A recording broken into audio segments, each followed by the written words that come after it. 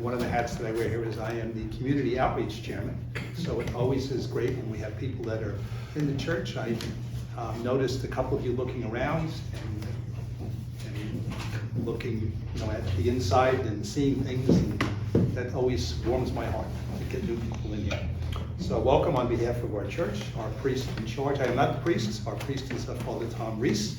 He sends his greetings as well. And Father Tom always reminds us that we preach radical hospitality at All Souls. So we want to make everyone feel welcome. So whether you feel radically welcome or not, that's up to you, but I hereby radically welcome you. If you look on the back of the little concert bulletin, if you visited our website, if you came in and read the big sign on the door, you would see a copy of our mission statement. Those of you familiar with mission statements, that basically you try to summarize and very succinctly why you exist and what you do. So our mission statement, I'll just quote, not the whole thing, just one line that says, we strive to be mutually supportive of the personal spiritual journey, respecting the individuality of all, and accepting the value of meeting people wherever they are on that journey. So we believe, regardless of your faith life or whether you have a faith life or not, that we're all on a spiritual journey. We happen to be a Christian community, but we recognize that within the tree of Christianity there are a lot of different branches, and we recognize that Christianity is not the only tree in the forest. And we pledge that we meet people where they are.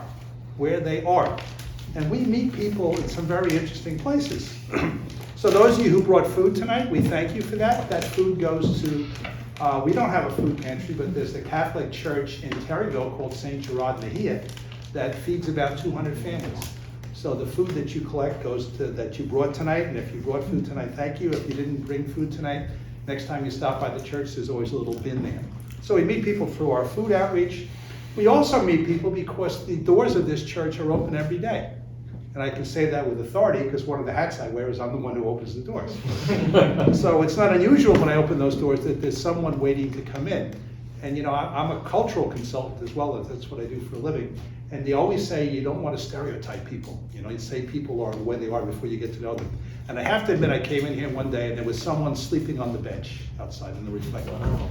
And I'm thinking to myself, oh my God, I hope this, it's probably some derelict, he's going to come in and harass me, and I hope. And sure enough, I'm setting up, opening doors and stuff. He comes in. Turns out he was a visiting priest from Korea looking for a place to pray. So beware of stereotypes. So we meet people where they are because the doors are open every day. We also meet people where they are through our monthly outreach programs. So we do Native American drumming here once a month. That comes out of the Native American tradition. It's thousands of years old. If you want more information on it, just see me at the break. We do Native American drumming once a month. We host a poetry series. One of the hats I wear here is I'm the moderator for the poetry series. It's called Second Saturday's Poetry, and we do that once a month. And we have the poet laureates and other well-known poets, published poets. We do this program once a month. No one called me to ask me this week, what time is the Saturdays at 6 concert? It's a call I usually get. What time is the Saturdays at 6 concert? So we do that. And there are also, so those are the things we do monthly to meet people. We also meet people, we are, on Sundays, we're Episcopalians.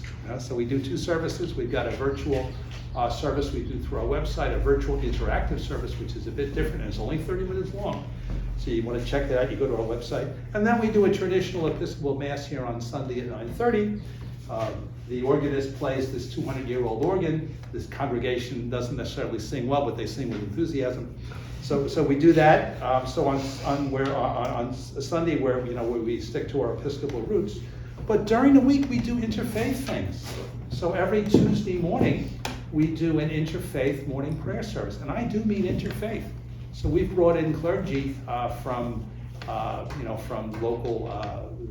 local temples. We've had Rabbi Benson here, we've had Rabbi Gray here, we've had Rabbi Fisher. We bring in imams, so we've had the Imam Abdullah from the Selden Mosque. Every Christian denomination has been represented here, and it's kind of neat when the people come. They know that there's going to be a different preacher each week, and they're going to come from a different tradition. So we meet people there. And the bartender tonight, Susan, I'm gonna wait for Susan.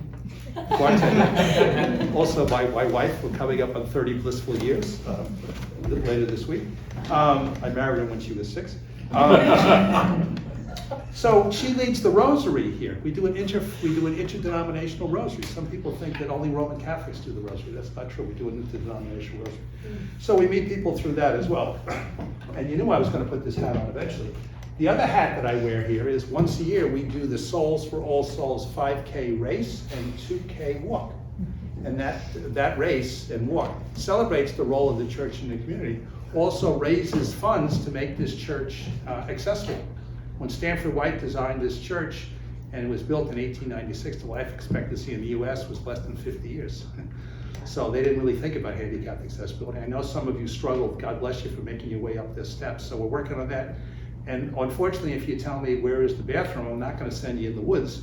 I'm going to send you down to the right now the Schnitzels. I'll get it right eventually. Schnitzels, which before that was something else, and before that was something else. So there's a project underway, and we've raised over $100,000 so far to make this church accessible and put a bathroom in the back of the church.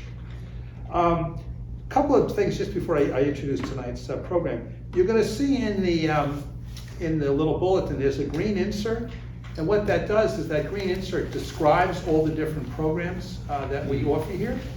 And the back, I wasn't kidding with the interdenominational service. If you look at that, those of you who are involved in a church or a mosque or the Buddhist center, don't be surprised if you see your clergy represented there, because we bring in clergy. And if your clergy is not represented there and would like to come preach at that morning prayer service, get in touch with me and we'll welcome them to amongst our list of guest preachers.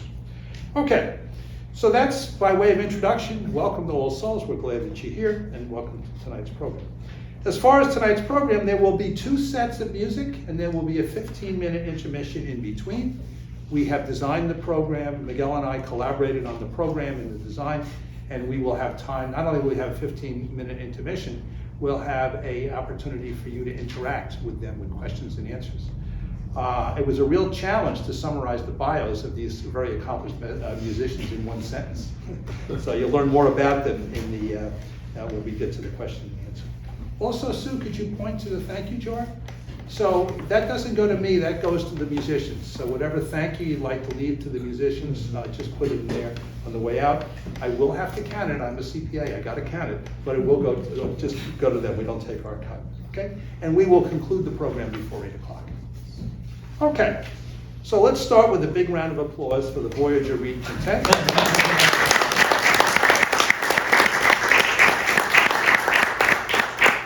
Tell you a little bit about them. I recognize there are some people who know all this already, but there are quite a few who don't. So their mission is inspired by the golden records aboard the NASA's Voyager spacecraft. So that's where they got their name. So I'm sure that'll come up in the question and answer. Their performances, because that was the character, if those of you saw the first Star Trek movie, the Voyager. So I thought when Miguel reached out to me, I said, wait a minute, I remember that, I'm a Trekkie. Okay, so their performances represent an intersection of a wide variety of music, particularly that of living composers, jazz and popular music, contemporary classical music, and all the works made new to the Reed Quintet medium through transcriptions and arrangements. So I'd like to welcome them individually. So Megan, I'll tell you a little bit about Megan. Megan Washaya is a New York City-based oboist and educator with a passion for contemporary works and inclusive musical accessibility. She's originally from Jacksonville, and she's currently pursuing her doctorate in musical arts at SBU. A round of applause for Megan. Welcome.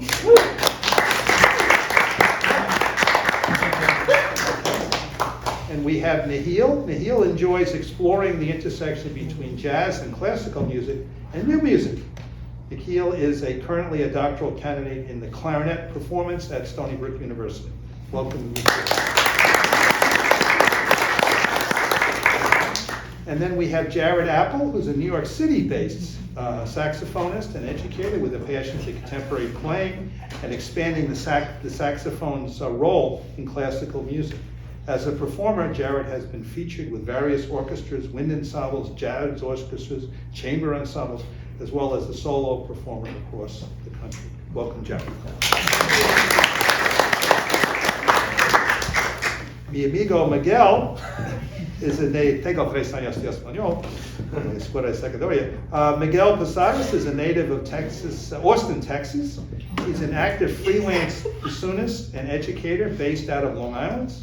He's a versatile musician. Miguel has experience playing orchestral, chamber, and solo music. And Miguel is currently pursuing his Doctor of Musical Arts at Stony Brook University. Welcome, Miguel. And last, but certainly not least, is Timothy. Timothy is a clarinetist and musical educator based in New Brunswick, New Jersey.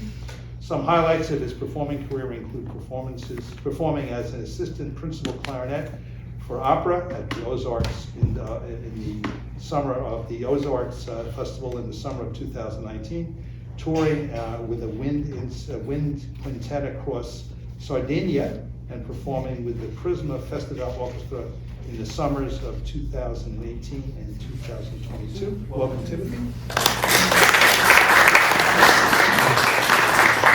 And without further ado, the Voyager Reed Quintet.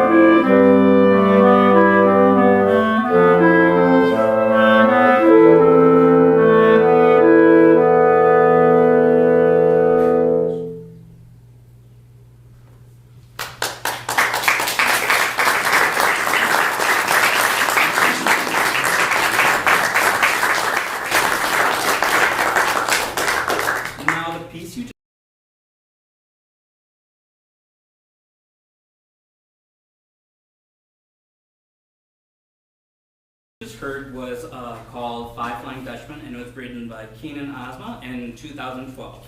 The piece is inspired by the city and its people, where different seemingly contradicting elements make a coherent and complete larger image.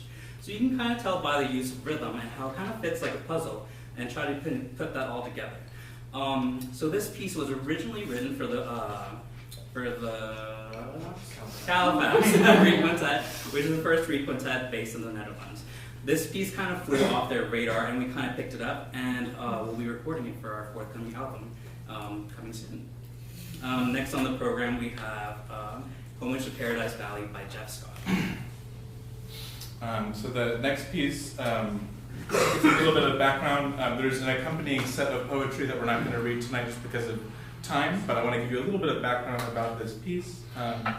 Black Bottom was a predominantly black neighborhood in Detroit, Michigan, that included Paradise Valley from the Detroit River through Grand Boulevard.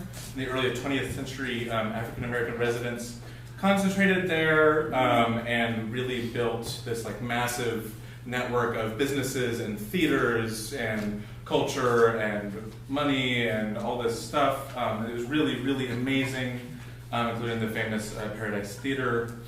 And then in the 50s and 60s, the city of Detroit decided to tear the entire neighborhood down and replace it with basically a freeway service road when they built the interstate system. So all like in the blink of an eye, everything they built was just turned into concrete.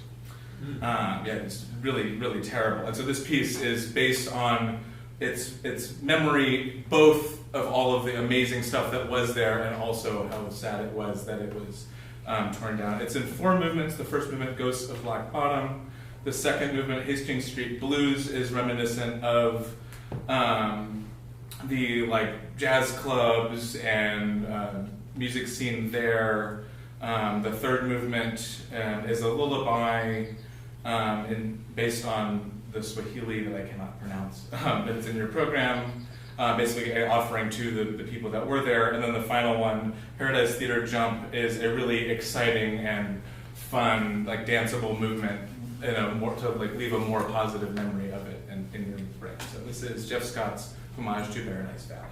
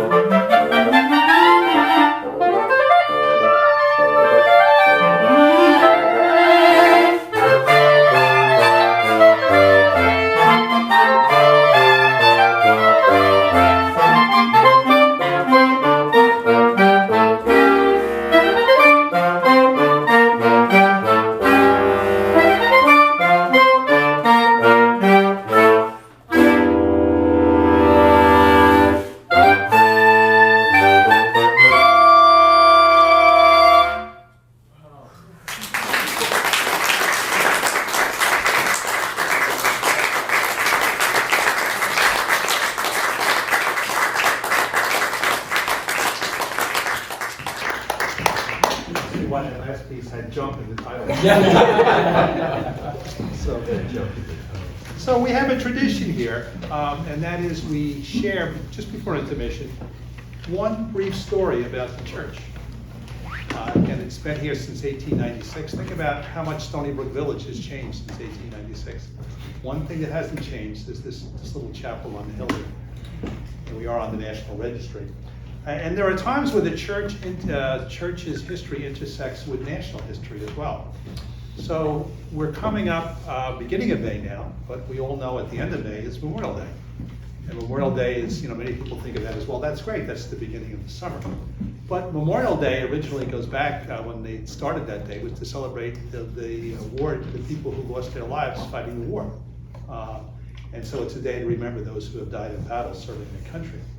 And usually around Memorial Day, if you watch, the movie channel, somewhere along the way they're going to put on the movie Patton. And I always enjoy that little scene where the reporters notice that General Patton has a Bible next to his bed. And they say, "General, do you read the Bible?" And he said, "Yeah, every goddamn day." But Patton, how true that statement was and how deep Patton's faith was, I don't know. But, if you go back to George Washington, and him praying, stories about him praying at Valley Forge, there have been many generals who were people of deep faith. And I want to talk about one. So we all know, I don't think there's anyone here over 90, so we weren't alive, but we all know what happened on December 7th, 1941, the date that will live in infamy, as Franklin Roosevelt told it when he spoke to Congress the day after. The surprise attack on Pearl Harbor was led by Captain Michiru Fuchida, who gave the order, Tora, Tora, Tora, hence the name of that movie about it. Mm-hmm. And that command unleashed destruction and death for 2,403 Americans. And one of the most, and that got us into World War II.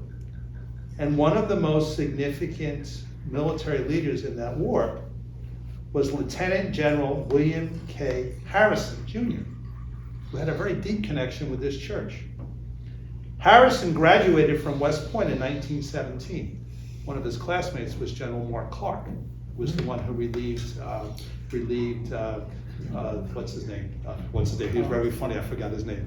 The general was relieved before, and MacArthur, he's the one who relieved MacArthur. Went on to become president of the Citadel, which is where I actually met him when my brother graduated from there. So Billy Harrison was credited with having originated the plan that redesigned the American Military High Command, implemented by FDR soon after the December 7th attack.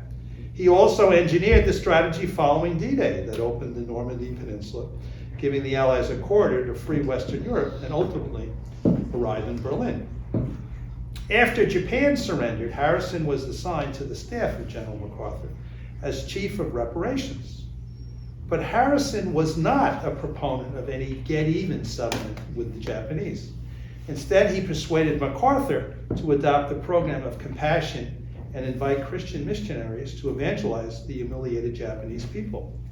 Harrison promoted the distribution of Bibles and welcomed returning former prisoners of war, like Louis Samperini. And Louis Samperini, if you saw prisoners of war like Samperini, who was the featured character in the movie Unbroken by Angela Jolie. But she left out something. And that was that Samperini, when he was welcomed back, actually became a missionary himself. And Angela Jolie didn't put that in the movie. Mm. And one of his converts, one of the people that Samperini converted, was Michiru Fuchida, the guy who gave the order, Tora, Tora, Tora. He too became an evangelist, preaching the good news of the Bible in his homeland and other nations as well. Now, unfortunately, the Korean War followed the Second World War, and during the Korean War, when they finally noticed armistice talks in Panmunjom went on forever, and Harrison, its visible Christian faith became the issue among secular critics, because he was the one who led the U.S. delegation at the armistice talks. So the New York Times referred to Harrison as the Bible-quoting general, which was not intended as a compliment. The men under his command knew him as a brave soldier who often led them into battle, often riding in the lead vehicle. And General Harrison knew this church very well. He sent his youngest son to the Stony Brook School and became a member of the board. And when that son returned to teach at the school, Harrison attended the graduation exercises of several of his grandchildren. And often what he would do, he would often come to this church to pray. So you may be sitting in a pew that was General Harrison sat in when he prayed. A little bit of our history. And I didn't make it up. If you want to see his picture, so, okay, now, with regard to intermission, a couple of quick little ground rules here, or parameters, we'll call them rules. Okay, so don't forget, if you'd like, leave a thank you to the musician, the little bucket up there. Sue, hold it up, please. Little bucket that goes to the musician. Also, I do make mistakes. You'll notice I made a mistake in the bulletin. See if you can find it. I'll cop to it at the end. Yeah, you saw the little insert, all the different things that we do here, including the monthly drumming, the monthly concerts, the monthly poetry reading. If you'd like to receive invitations to those events, I won't ask you for money, but if you'd like to receive invitations, just put your name and email. And when I look out and see familiar people, I know many of you are here because of those emails. So if you want to be on the email list, just put your name and email here. Please try to write legibly. We'll take a 15-minute break. And those of you familiar with performances at the Metropolitan Opera, I hope I don't disappoint you. We don't have a pretentious man in a tuxedo with a triangle. We have something far more impressive. We ring the bell here, the historic bell. And during intermission, our bartender Susan will be serving Sauvignon Blanc from New Zealand, that's our white wine. She'll be serving a Cabernet Sauvignon from Portugal. Unless you think all we do here at All Souls is drink wine, she'll be serving water as well. Here's where I get to pretend I'm a steward or a stewardess. There are trash bins at the back, right near where the wine is, and there's going to be one over there, which we're going to move over here in intermission. Just put your empty containers in there, and we'll take 15 minutes, and you'll know it's over because I'll ring the bell. Sue, something else I should have announced. Okay, so enjoy your intermission, and we'll see you in 15 minutes.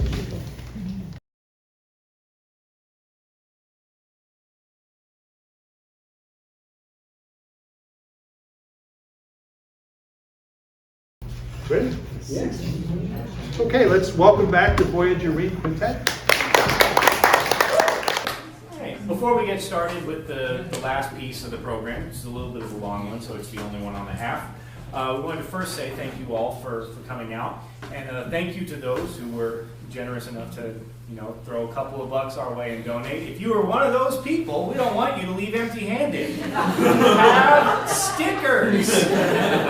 So if you donated anything into the bucket in the back, we will put you can walk out with a sticker. And as part of our fundraising efforts, as we are making several trips in the next couple months, including Indiana to compete in the biggest chamber music competition in America, as well as traveling to Ireland this summer.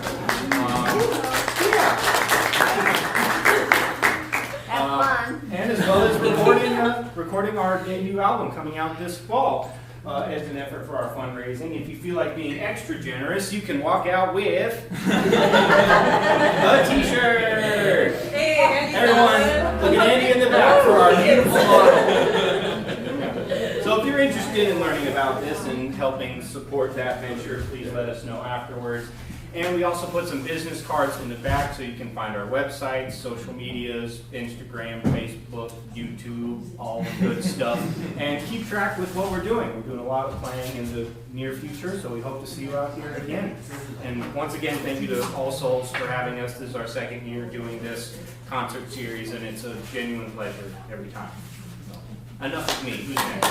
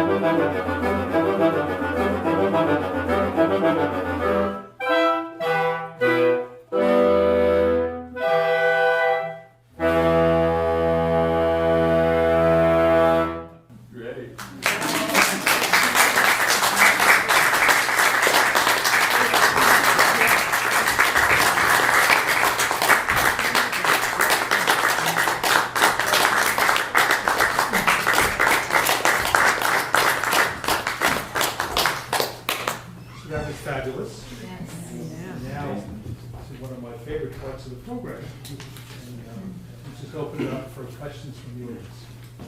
Can I say something? Yes. The Oscar for best score goes to Voyager I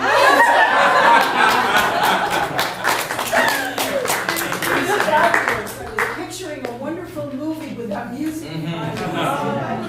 Were you really? Absolutely. Absolutely. Yes. When you get to the Oscars, remember. Thank you. I have a question. Yeah, you're all so magnificent and incredibly talented. At what age did you all become involved or decided to be musicians, and how long have you been performing together? Well, I guess I'll start. I started oboe in about 4th grade, so I've been playing for a little bit. I joined this group a year ago, but I'm playing with Nikhil. Nikhil and Miguel, we all go to Stony Brook together. These guys are at Rutgers, about to graduate. Miguel's already Dr. Posada. So yeah, I started around 4th grade, but I went to like performing arts middle school and high school, so I was fortunate enough to be able to play in my youth. Amazing. I started playing saxophone in 6th grade. I did other things before that, but the saxophone started in 6th grade, and this group we formed roughly 2 years ago, and so we were fortunate enough to add Megan a year ago at this point now. So yeah. You play so well together. Thank you. And then I started music as a saxophone player in 6th grade. Okay. And then I picked up bassoon when I was about 17. I was never going to go into music. I was at a math and science school, but when I could barely pass biology my freshman year, I was like, oh, I don't know about this. So the only thing that really stuck was music, and here I am. Yeah. So it goes. I also started in 6th grade. Oh, Yeah, mostly because my brother did band before, and he was like, "It's cool." So I just signed up without knowing anything, and now here I am. So. I also started around 4th or 5th grade, clarinet first, then saxophone, then not so much saxophone. It's not for everyone. It's strong. How did you guys all meet? How did you get together as a group? So, funny story. Nikhil and I did our masters together in Boston at the Boston Conservatory back in 2018. And we started a group of a similar configuration there, and then COVID happened. And we stopped, and then separately Nikhil went to Stony Brook and I went to Rutgers, and we realized that we could meet in the middle and try again. And so I grabbed Jared and our original oboist from Rutgers, and Nikhil grabbed Miguel from Stony Brook, and we just decided to meet in Brooklyn and try it out. And it's worked pretty well for the last 2 years, so yeah. So do you schlep to Brooklyn? Now Manhattan. Yeah. Question in front. Are you going to play any of these numbers at the competition? Actually, All of them. Plus one more piece that we didn't play today, so yeah. Absolutely. That last Well, piece was wonderful. You should win. You have to let us know if you win. Hey. If you want to put that in writing, we'll bring it to the judges. When we get there. And just, we do have a newsletter that you can sign up for so that you can be Find in touch out. and find out. We'll let you know there. I've got a question. Yeah. Reed Quintet. Yes. Now, what is the significance of Reed in the title? That's right. I know this is the instrument. Yeah, so in a typical wooden quintet, you have clarinet, bassoon, and oboe, but you also have the French horn and the flute. And those two instruments don't have reeds. And reeds. These are reeds, so y'all know. And it's like kind of a piece of cane or plastic. You keep changing them, right? Yes. We sit in the middle. Yeah, so it'd be too convenient if we didn't have changes. But they wear out the more we play them. And actually, Megan and I make our very own reeds. And so most of them don't work. So you kind of have to make a lot, and it's just a little stressful. What are they made out of? Cane, so like bamboo type material. Yeah. Or plastic. Or some of plastic. us. But yeah, and in a reed quintet we have the saxophone and the bass clarinet. And so we all play on reed instruments. And yeah, A mix that's of double reeds, which Yeah. is bassoon and oboe, and then single reeds, but they have mouthpieces if you notice, Yeah. and then Yeah. you just have the physical reed. And the blowing, which you started originally just keeping it kind of quiet, then you kind of seem to all get into it. Mhm. What does that do? The reed or the. The blow, Oh.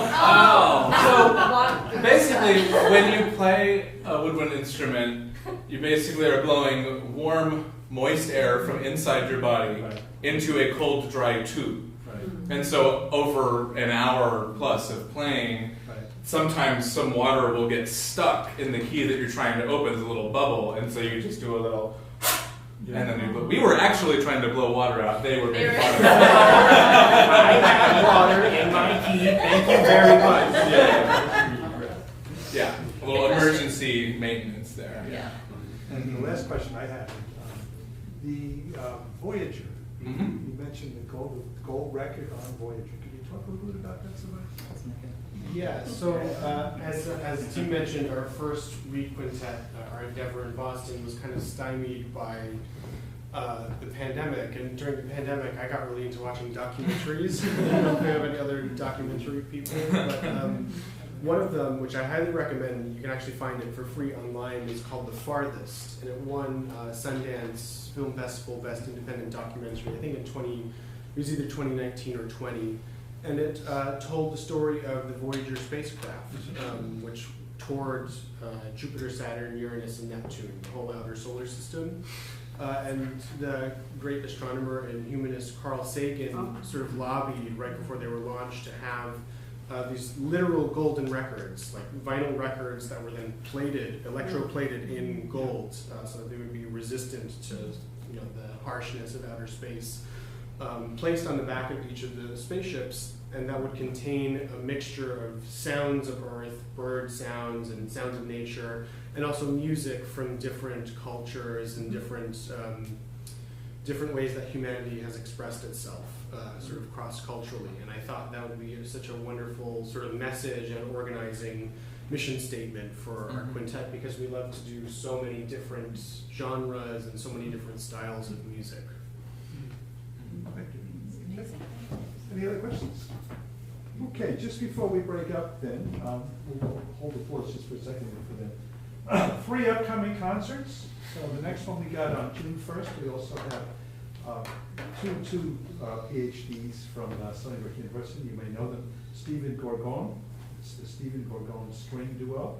And they'll present a program of violin and viola duets from early 20th century Eastern Europe to present day Americas. July 6th. Very interesting. I mentioned that we have 3 outreach programs here, monthly outreach programs. We have the concerts, we have Native American drumming, and we have the poetry. Once a year, we bring them all together. We do a concert poetry called Conversations on the Sacred. So there are sacred readings, and the readings are all done by well-known poets, published poets. And we have 2 students from the university who do a musical interlude after each selection. And we also have our Native American drummer who also does drumming and brings in some spiritual readings from Native American culture as well. So that's a little bit different. That would be July 6th. And then August 3rd, we've got a gospel country western band called Eastbound Freight. And Sue and I saw them when they performed at the Methodist Church. They were fabulous, really good. Reminded me a little bit of Tom Manuel's group. So very similar, probably more country western and not as much gospel, but really good. So they'll be here on August 3rd. Okay? And a couple of just housekeeping. Again, if you want to be on our invitation list to get notes inviting you to the various events, just put your name and email here. If you'd like to leave a thank you for the musicians, please put it to that.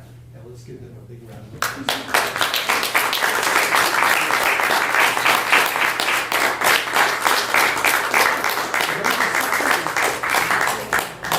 So I don't know how you're going to test it, but there'll be an honor system. You want a sticker, see Susan on the way out.